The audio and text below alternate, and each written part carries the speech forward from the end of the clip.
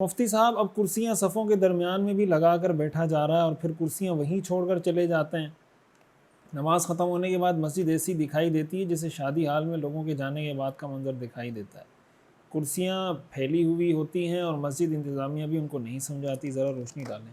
دیکھیں، جو لوگ نماز کرسی پر پڑھتے ہیں ان کو چاہیے کہ صف کے درمیان میں کرسی نہ رکھیں، صف کے ایک کنارے پر کرسیاں رکھیں اور وہاں پر نماز پڑھیں، نماز پڑھ کے چلے جائیں، وہیں رکھی رہیں گی، کوئی اور بھی آتا ہے تو وہیں پڑھے گا۔ اس طریقے سے صفوں کے بیچ بیچ میں کرسیاں لگا کر نماز پڑھنا یہ ٹھیک نہیں ہے۔ اور جو آدمی اگر کوئی آدمی مثال کے طور پر کھڑے ہو کے نماز نہیں پڑھ سکتا، بیٹھ کر اس کے لیے نماز پڑھنا ضروری ہے، تو اگر وہ زمین پر بیٹھ کے نماز پڑھ سکتا ہے اس کو چاہیے زمین پہ بیٹھ کے نماز پڑھے۔ اگر کسی کا کوئی ایسا جینون مسئلہ ہے کہ بھائی کمر میں تکلیف ہے، کوئی ایسا مسئلہ ہے کہ زمین پر بیٹھنے سے ڈاکٹر نے منع کیا ہے، تو ٹھیک ہے، کرسی پہ نماز پڑھ لے۔ لیکن بعض اوقات یہ ہوتا ہے کہ لوگ ہٹے کٹے ہوتے ہیں، کوئی ایسا ایشو ان کو نہیں ہوتا کہ وہ ایسا ہوتا ہے کہ وہ زمین پہ بھی نماز پڑھنا چاہیں، بیٹھ کے تو پڑھ سکتے ہیں، لیکن وہ پھر بھی کرسی پہ بیٹھ کے پڑھتے ہیں۔ ان کو زمین پہ بیٹھ کے نماز پڑھنی چاہیے، کرسی پہ نہیں، اور کرسی بھی سائڈ پہ رکھنی چاہیے۔ جو مسجد انتظامیہ ہے ان کو بھی اس کا خیال رکھنا چاہیے، لوگوں کو بتانا چاہیے، امام صاحب کو بھی بتانا چاہیے، لوگوں کو خود بھی خیال کرنا چاہیے۔ یہ کسی ایک بندے کا کام نہیں ہے۔ مسجد انتظامیہ کہے گی تو لوگ ان کے پیچھے پڑ جائیں گے، امام صاحب کہیں گے تو ان کے پیچھے پڑ جائیں گے، تو مل جل کے کوئی ایسا کام کرنا چاہیے۔ ہمارے ہاں تو مسئلہ یہ ہے، جو آدمی جو کام کر رہا ہوتا ہے وہ کہتا ہے بھائی یہی ٹھیک ہے، میں اگر صف کے بیچ میں کرسی رکھ کے نماز پڑھ رہا ہوں تو بھائی یہی ٹھیک ہے، اس کے علاوہ اور کوئی طریقہ ٹھیک نہیں ہے۔ آپ کون ہوتے ہو مجھے سمجھانے والے؟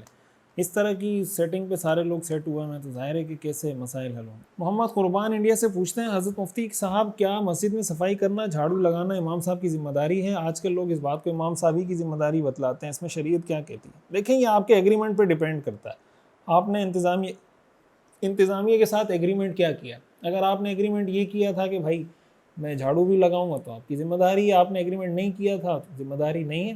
ویسے امام کو یہ ذمہ داری دینی نہیں چاہیے، امام اس لیے نہیں ہوتا کہ وہ مسجد میں جھاڑو لگائے۔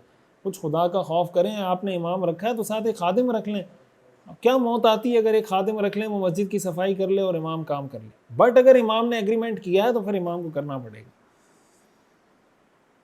مفتی صاحب آپ کا انداز بیان لاجواب ہے۔ مفتی صاحب ہمارے ہاں سرکاری اسکولوں کا دورانیہ 5 گھنٹے ہے، جبکہ بعض اسکولوں میں اساتذہ وقت سے پہلے بچوں کو چھٹی دے دیتے ہیں، ایسے میں تنخواہ کا کتنا حصہ حرام ہوگا؟ عذر وہ یہ پیش کرتے ہیں کہ بچے اور ہم اساتذہ تھکے ہوئے ہوتے ہیں اور سردیوں میں اسکول کا وقت پورا لینے سے ظہر کی نماز اور ساتھ بچے دینی تعلیم قاعدہ ناظرہ وغیرہ پڑھتے ہیں، وہ متاثر ہو جاتے ہیں۔ محمد ہمایوں لوئر کوہستان سے، اللہ پاک سلامت رکھے۔ دیکھیں، جتنا حصہ آپ ٹائم پی رہے ہیں اس کی آپ تنخواہ لے رہے ہیں، اتنے حصے کی تنخواہ آپ کے لیے حلال نہیں ہے۔ یہ سارے عذر جو بتائے گئے ہیں یہ کوئی ایسے لاجیکل نہیں ہیں، اور ان میں سے ہر ایک کا حل ہو سکتا ہے۔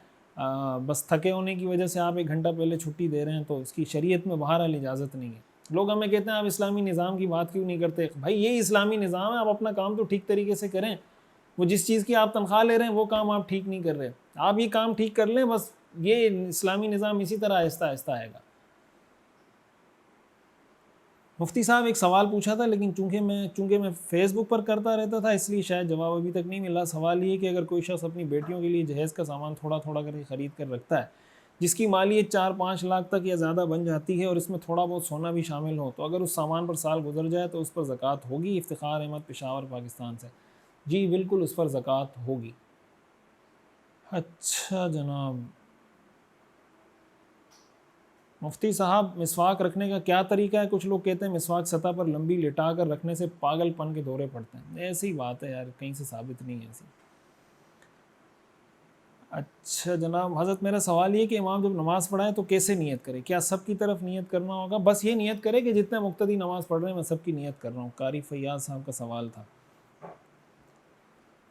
مفتی صاحب میرا سوال یہ کہ اگر کوئی آدمی کسی دکاندار سے موبائل یا اس طرح کی اور چیز خرید لیتا ہے تو دکاندار یہ شرطیں لگاتے ہیں کہ آپ اگر 24 گھنٹے کے بعد واپس کریں گے تو 25 یا 30% کٹوتی ہوگی، یا کٹوتی کرنا جائز ہے؟ دیکھیں، اس طرح کٹوتی کرنا جائز نہیں ہے۔ ہاں، اگر وہ چیز آپ لے کے گئے اور اس کے بعد واقعتاً اس کی قیمت گر گئی، آپ کے استعمال کی وجہ سے یا ڈبہ کھولنے کی وجہ سے اس کی قیمت گر گئی، وہ پیسے وہ لے سکتا ہے، لیکن اگر اس چیز کی ویلیو، ریٹ، قیمت سب کچھ وہی ہے تو پھر وہ کٹوتی نہیں کر سکتا۔ عبادت کرنے کے باوجود اگر گناہ بھی ہو جاتے ہیں تو کیا عبادت قبول ہوگی؟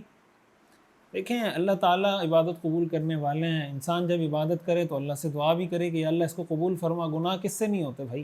گناہ تو سب سے ہی ہوتے ہیں۔ ہر انسان خطا کار ہے۔ حدیث میں آتا ہے کل بنی آدم خطاء وخیر الخطائین التوابون، کہ بہترین گناہ گار وہ ہے جو بار بار توبہ کرتا ہوں۔ تو اللہ سے توبہ کریں اور اللہ تعالیٰ سے دعا کریں کہ اللہ ہماری عبادات کو قبول فرما، یا اللہ ہمارے گناہوں کو نہ دیکھ، اپنی شان، اپنے فضل و کرم، اپنی رحمت کو دیکھ، اور اپنی رحمت کی برکت سے ہماری عبادت کو قبول فرما۔ انشاءاللہ اللہ تعالیٰ عبادات کو قبول فرمائیں گے۔